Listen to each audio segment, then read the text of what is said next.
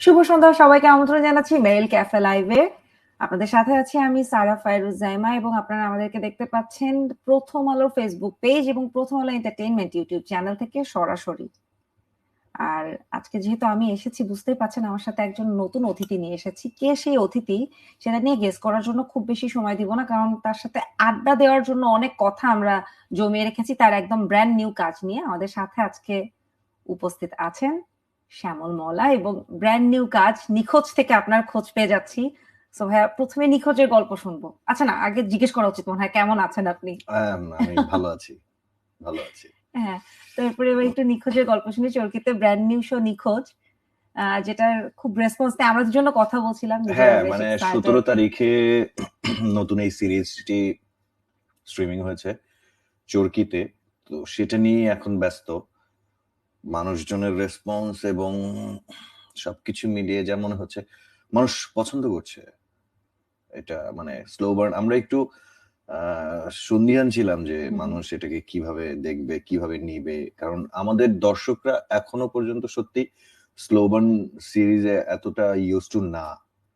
তো তারপরেও আমার কাছে মনে হচ্ছে এই সিরিজটা কেন যেন সবাই খুব পছন্দ করছে, আর মনে হয় মানে যারা দেখবে সবারই ভালো লাগবে কম বেশি।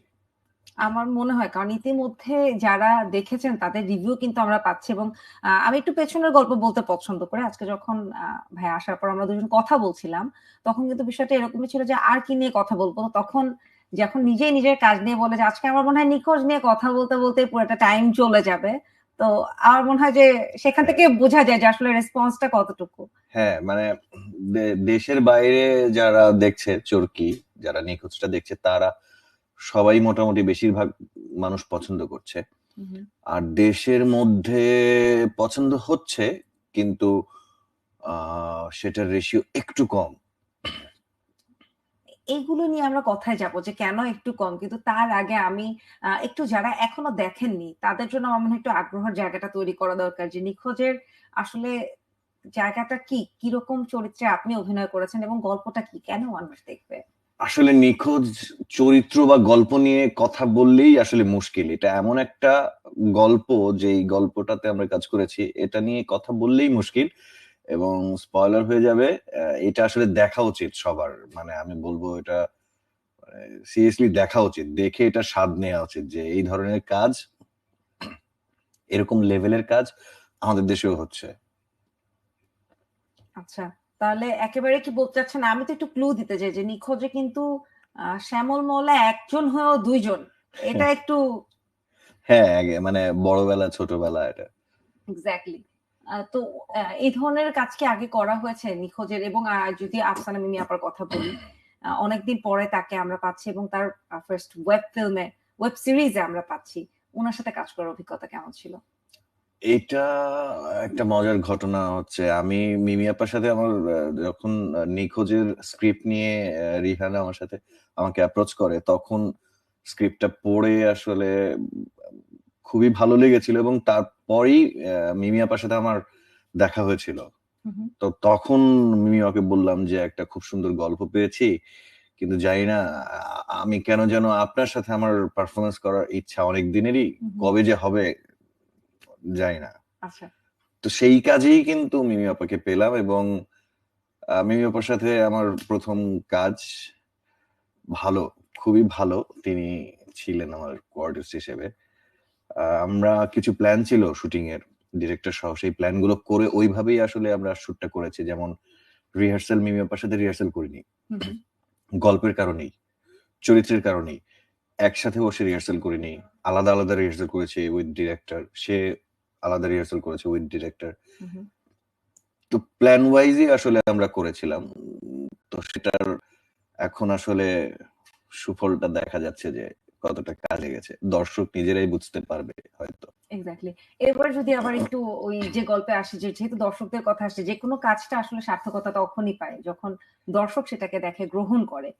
তো কেন মনে হচ্ছে যে দেশের বাইরে থেকে তো ভালো রেসপন্স আসছে, বেশি দর্শকদের রেসপন্স বেশি আসছে, দেশে আসলে কেন মনে হচ্ছে যে একটু হয়তো মানুষ কম দেখছে? না না, মানুষের কাজ পর্যন্ত আমাদেরকে মানে নিয়ে যেতে হবে, ভালো কাজ। মানে আমাদের এখানে হয় কি, ওই ভালো কাজের রেশিও কম বিধায় মনে হয় ওরা খুব একটা খোঁজ খবর রাখে না যে কোনটা কোনটা ভালো কাজ হচ্ছে, বা আমি ভালো কাজ বলতে কোনটাকে বুঝি। এক একজনের কাছে এক এক রকম টেস্ট। আমার মনে হয়, আমার কাছে মনে হচ্ছে যে এই কাজটি ভালো। এখন এটাকে যদি সব দর্শকের কাজ পর্যন্ত যদি আমরা পৌঁছাতে পারি, তাহলে এটা ঠিকঠাক মতো এটার রেজাল্টটা পাওয়া যাবে আর কি। এখনো মানে দর্শকরা আমাদের দেশে, আমাদের ঢাকাতেই শুধু ওটিটি প্ল্যাটফর্ম এই শব্দটার সাথে পরিচিত, ঢাকার দর্শক। এবং ঢাকার বাইরে সেটা কিন্তু রেশিও খুব কম। যারা চরকি দেখবে, অথবা হইচই দেখবে, অথবা নেটফ্লিক্স দেখবে, অথবা প্রাইম দেখবে, বা যে কোনো ওটিটি প্ল্যাটফর্ম ওরা ইউজ টু, এটা ঢাকার বাইরে সেটা রেশিও কম। কিন্তু তার মানে এই না যে একদমই নেই। তো সেই ক্ষেত্রে একটু অভ্যস্ত হওয়ার একটা বিষয় আছে। আমরা আবারও নিখোঁজের গল্পে আসবো, কিন্তু আমার জানতে ইচ্ছা হলো যে আপনি ছোটবেলা থেকে বড় হয়েছেন ঢাকাতে, আপনি একদম ঢাকাতেই মানুষ হওয়ার একজন ছেলে।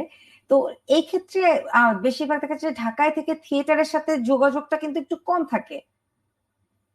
সেখানে কিভাবে আপনি একদম থিয়েটারের সাথে যুক্ত হলেন? একটু শুরুর গল্প শুনতে চাই আসলে, শ্যামল মওলা হয়ে ওঠার যে গল্পটা, কিভাবে থিয়েটারের সাথে যুক্ত হওয়া, তারপরে কিভাবে আস্তে আস্তে বড় পর্দার কাজ, ছোট পর্দার কাজ।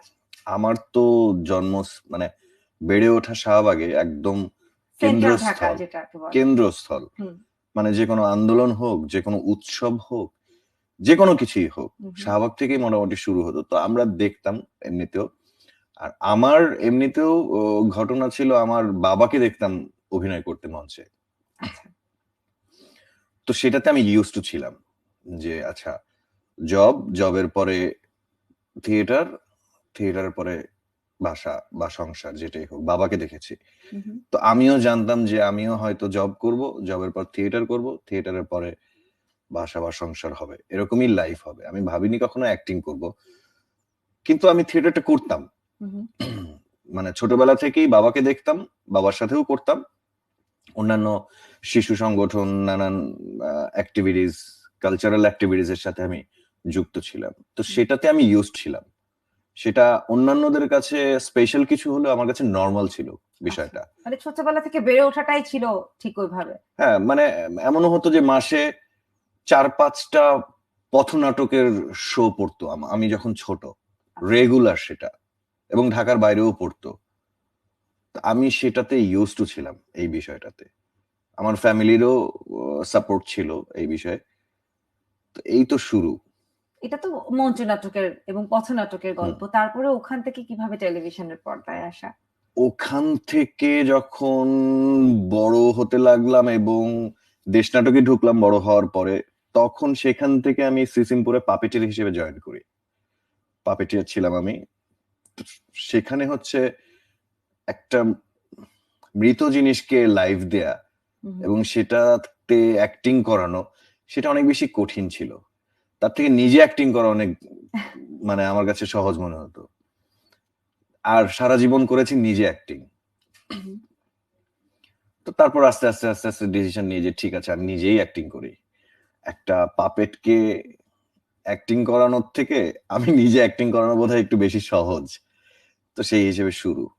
আচ্ছা, তো নিজ ডিসিশনে এবং বাসা সাপোর্ট এর মধ্যে সবসময় ছিল। বাহ, দারুণ। আমি একটু দর্শকদের কাছে যেতে চাই, দর্শকদের উদ্দেশ্যে বলতে চাই, দর্শক আপনারা, আমি শুরুতেই বলেছি, আপনারা কিন্তু আমাদেরকে সরাসরি দেখছেন প্রথম আলোর ফেসবুক পেজ এবং প্রথম আলো এন্টারটেইনমেন্ট ইউটিউব চ্যানেল থেকে সরাসরি। সুতরাং আপনারা আমাদের সাথে কমেন্টের মাধ্যমে যুক্ত হয়ে যেতে পারেন। আমি এখন একটা ছোট্ট ব্রেক নিব, তারপর পরই কমেন্ট গুলো আপনাদের পড়া নেওয়া শুরু করবো। সুতরাং নিচ্ছি ছোট্ট একটা বিরতি, ফিরছি এক্ষুনি। সাধারণ সাবানে ত্বক হচ্ছে রুক্ষ, নিন 6 গুণ মিল্ক ময়েশ্চার সমৃদ্ধ মেরিল মিল্ক সোপ বার, যা দেয় fresh and younger looking skin. বিরতির পরে আবারও আমন্ত্রণ মেরিল ক্যাফে লাইভে। আপনাদের সাথে আছি আমি সারা ফাইরুজ জাইমা এবং আড্ডা চলছে শ্যামল মওলার সাথে। সো যেরকমটা শুনছিলাম যে পাপেট হওয়ার থেকে নিজের অভিনয় করাটাই বেশি সহজ মনে হয়েছে। তারপরে যদি এখন বলি যে এখন কেমন লাগছে অভিনয় করতে, এবং পরবর্তীতে কি ভাবছেন, এভাবেই কি এখন কি অভিনয়ের পাশাপাশি কিছু করার ইচ্ছা বা সুযোগ, এরকম কোনো চিন্তা আছে? যখন অভিনয়টা পুরোপুরি পেশা হিসেবে নেই অভিনয়টাকে, তখনও আমি আসলে নিজেকে কোয়েশ্চেন করেছিলাম আমি আসলে পারি কি করতে। তখনও মানে উত্তর একটাই ছিল যে আমি আসলে অভিনয়টাই হয়তো করতে পারি বা এটাই মানে চেষ্টা করতে পারি করার জন্য, কতটুকু পারি জানি না। তো তখনও এই ডিসিশন, এখনো এই একটাই পারি আসলে, আমি আর কিছুই পারি না। তো অন্য কিছু করার চিন্তা তো একদমই নেই, অ্যাক্টিং করারই চিন্তা আছে। তাহলে অ্যাক্টিং এর সাথেই যেহেতু আছেন, অ্যাক্টিং নিয়ে কথা বলি। এখন নিখোঁজ তো চলছে, এখনো দেখছে মানুষ। এর পাশাপাশি কি কি কাজ চলছে? এর পাশাপাশি ঈদের কিছু কাজ মানে প্রস্তুতি চলছে, এর মধ্যে একটা দুটো করেছি, আরো কিছু কাজ প্রস্তুতি চলছে, কিন্তু খুব একটা করব না, সেটাও হয়তো যদি যেটা ভালো লাগবে, স্পার্ক পাবো যে ক্যারেক্টারটা বা যে গল্পটাতে, সেটাই করব। আর যখন একজন অভিনয় শিল্পী স্ক্রিপ্ট দেখে অভিনয় বা ডিসিশন নেন যে এই চরিত্রটি করবে কি করবে না, পুরোটা কিন্তু অভিনয় শিল্পীর হাতে থাকে না। কারণ উনি যেটা ভাবছেন সেভাবেই যে গল্পটা প্রদর্শিত হবে বা দেখা যাবে তা না। হ্যাঁ, সেটার সাথে অনেক কিছু জড়িত, সেটার সাথে মানে ডিরেক্টর জড়িত, বাজেট জড়িত, পুরো টিম জড়িত, অনেক কিছু এক্স্যাক্টলি। জড়িত। কিন্তু যদি শ্যামল মওলাকে সিলেক্ট করার সুযোগ থাকে বা যদি আপনার পছন্দের জনরা বলি, তাহলে কি ধরনের কাজ দেখতে আপনি পছন্দ করেন? আপনি কি ধরনের কাজ দেখেন? নিখোঁজ টাইপের। আমার পছন্দ অলওয়েজ নিখোঁজ টাইপের গল্প এবং নিখোঁজ টাইপের কাজ। সো নিখোঁজটা আমার খুবই পছন্দের একটা আমার কাজ। মনে হয় এটা যারা নিখোঁজ দেখেছে তারা রিলেট করতে পারবে, আর যারা দেখেনি তাদের সাথে নিখোঁজের টাইপটা আর একটু যোগ করতে হবে, যে কোন ধরনের কাজ আপনি দেখেন বা আপনার যদি থাকে না সবার একটা অল টাইম ফেভারিট সিরিজ বা সিনেমা, আপনার কোনটা?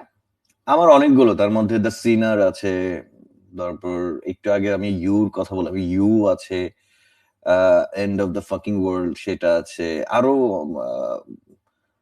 আরো অনেকগুলো, অনেক, পিকি ব্লাইন্ডার্স, তারপর অনেক অনেক অনেক, একেবারে যেটা বুঝতে পারছি। এর মধ্যে থেকে যদি আপনার সুযোগ থাকে সিলেক্ট করার, যে আপনি এই চরিত্রটা আপনি নিজে বেছে নিতে পারবেন যে আপনি এই চরিত্রতে অভিনয় করতে চান, আপনি নিজে কোন চরিত্রটা করতে চান? পিকি ব্লাইন্ডার্স ওই যে ইয়েটা। থমাস। ইয়াস। কেন? ওইটার সাথে মানে হয় কি, মানুষ তো পছন্দ করে সেই জিনিসটাকেই যে জিনিসটার সাথে নিজেকে রিলেট করতে পারে। তার মানে কি শ্যামল মওলা নিজেকে একটু গডফাদার বা একটু গুন্ডা গুন্ডা ভাবে বেশি? মানে রিলেট করা যায়, পিকি ব্লাইন্ডার্স খুব সহজেই রিলেট করা যায়। আমার তো সবই করতে মজা, ইউতেও ওই ক্যারেক্টারটা আমি খুব রিলেট করেছি, ওইটাও আমার মানে করতে খুব ইচ্ছা। তারপর মানে যতগুলাই বলছি ওগুলোতে প্রত্যেকটা ক্যারেক্টারই, আরো আছে প্রচুর ক্যারেক্টার আছে যেগুলো দেখলেই শুধু মন চায় যে করি এগুলো, এই টাইপের করি। কো আর্টিস্ট হিসেবে পছন্দ করেন এমন তিনজনের নাম, বা কো আর্টিস্ট হিসেবে কাজ করেননি, করতে চান এবং করেছেন ভালো লাগে, এরকম তিনজনের নাম জানতে চাই। ওরে বাবা, এত বিপদের কথা। কো আর্টিস্ট হিসেবে কাজ করতে চাই আলিয়া ভাট, দীপিকা পাড়ুকোন, এই দুজন তো মাস্ট। রাধিকা আপ্তে, পাশের দেশের বাংলাদেশিদের পাত্তাই দিলেন না? ওরা না, সবার সাথে বাংলাদেশি সবাই পছন্দ, মানে পছন্দের, শুধু একজনের নাম বললে আসলে বিপদ হয়ে যাবে। ও আচ্ছা, তো এটা আসলে কাছে নেই। আর হলিউডের থেকে সব তো, এগুলো তো তিনটাই বলিউড। স্কারলেট জোহানসন আছে, তারপর সেটাও খুব অল্প। জেসিকা বেইল খুব পছন্দের ছিল, তারপর আরো পছন্দ ছিল হচ্ছে কি জানো ওই সিনেমাটা, যে আরে আচ্ছা, সময় দেওয়া হলো, আমি একটু দর্শকদের কমেন্ট নিতে চাচ্ছিলাম, আমি দর্শকদের কমেন্ট গুলো নিয়ে নিই। আমাদের সাথে এখন যুক্ত আছেন হামিদ আক্তার, আমাদের সাথে আছেন Amirul Islam, Jennifer Aniston. Friends এর আমার পছন্দ জেনিফারকে ফ্রেন্ডস থেকে, তারপরে তো আরো অসংখ্য, আমি ওর অনেকগুলো মুভি দেখেছি। ব্র্যাড পিটের সাথে, হ্যাঁ একদম তাই। আচ্ছা, আমিরুল ইসলাম হচ্ছে দুজন অতিথি এবং সঞ্চালকের নাম দিয়ে লিখেছেন, শুভেচ্ছা, অভিনন্দন, ভালোবাসা অবিরাম, মালয়েশিয়া থেকে। বাহ, দারুণ, দেশের বাহির থেকে আমাদের সাথে দর্শক যুক্ত আছেন। মোহাম্মদ মানিক আমাদের সাথে আছেন, এছাড়া আমাদের সাথে আছেন এম শামীম রেজা, আচ্ছা, এছাড়া আছেন নাইম ইসলাম, লিখেছেন শ্যামল ভাই আপনি বকুলপুর নাটকে নাই কেন? বকুলপুরে আসবো আবারও আসবো। নিহাল আহমেদ নাই লিখেছেন, আচ্ছা শ্যামল ভাই বকুলপুর সিজন 2 তে অভিনয় নেই কেন? আচ্ছা, বকুলপুর নিয়ে তার মানে বোঝা যাচ্ছে এখানে অনেক কমপ্লেন। নিহাল আহমেদ আবারও লিখেছেন যে বকুলপুর সিজন 2 তে দ্রুত চাই। কল্পনা আক্তার লিখেছেন আপনার আর পূজা চেরির সিনেমা কখন রিলিজ হবে? একটা সিরিজ করেছি পূজা চেরির সাথে, ওটা খুবই শীঘ্রই, ওটা কাজ চলছে, পোস্টের কাজ এটাই চলছে। লিখেছে কল্পনা আক্তার। নিচে আরো লিখেছেন ভাই আপনাকে পূজা চেরির সাথে অনেক সুন্দর লাগে। Thank you, thank you. এছাড়া হামিদা ইয়াসমিন আছেন আমাদের সাথে, দেখছেন তিনি। এছাড়া আচ্ছা, কল্পনা আক্তারের পূজা চেরিকে নিয়ে এতগুলো কমেন্ট দিয়েছে, আর সেটা দেখতে আরো দেখতে হবে। আবার আমরা দর্শকদের কমেন্ট নিব, আপনারা কমেন্ট করতে থাকুন। সো জেনিফার অ্যানিস্টন পর্যন্ত গেল, এগুলো তো সব নারীদের নাম। আর এছাড়া যদি বলা হয় যে অভিনয়ের ক্ষেত্রে, যেহেতু ছোটবেলা থেকে অভিনয়ের সাথে যুক্ত, স্মরণীয় বা যাকে অনুকরণীয় বা যার অভিনয় ভালো লাগে, অনুপ্রাণিত হন, এরকম কারা আছেন? এরকম অনেকেই আছেন, আমি একজনের নাম বললেই বোঝা যাবে, ড্যানিয়েল ডে লুইস। ও মানে ওনাকে মানে দেখলে আমার জেলাস লাগে আসলে, সত্যি। ওনাকে আসলে ওনার পারফরমেন্স অদ্ভুত। আর পাশের দেশে যদি আমি বলি, রিসেন্ট আমি রাজকুমার রাওয়ের পারফরমেন্স দেখে আমার খুব ভালো লাগে। লাস্ট বাধাই দো নাকি একটা ফিল্ম করেছে, ওই ফিল্মের পারফরমেন্স দুর্দান্ত ছিল। মানে পুরো প্রজেক্টটা দুর্দান্ত বলবো না, বাট আমি রাজকুমার রাওয়ের পারফরমেন্সের জন্য ওটা আবার দেখতে বাধ্য হয়েছে, যে আবার আমার কাজের জন্য আসলে। আমি জানি অভিনয় নিয়ে সারাক্ষণ থাকা হয়, অভিনয় নিয়ে ব্যস্ত থাকা হয়, তারপরও কাজের ফাঁকে যখন একটু ফ্রি টাইম পাওয়া যায় নিজের জন্য, সেই সময়গুলো কি করা হয়, কি করতে ভালো লাগে? সেই সময় আসলে আমার আসল হোমওয়ার্ক শুরু হয়। লাইক আমার তো নিজস্ব কিছু হোমওয়ার্ক থাকে আমার কাজের জন্য, যেটা আমার বাসাতেই করতে হয় এবং বাসাতেই প্রিপারেশনটা নিতে হয়। তো সেটা সবসময় ওই টাইমটা আসলে কানেক্ট করা যায় না। ওইটা অটো হয়, যখন ওই টাইমটা পাওয়া যায় তখন ওইটাকে কানেক্ট করা ট্রাই করি আমার কাজগুলোর সাথে।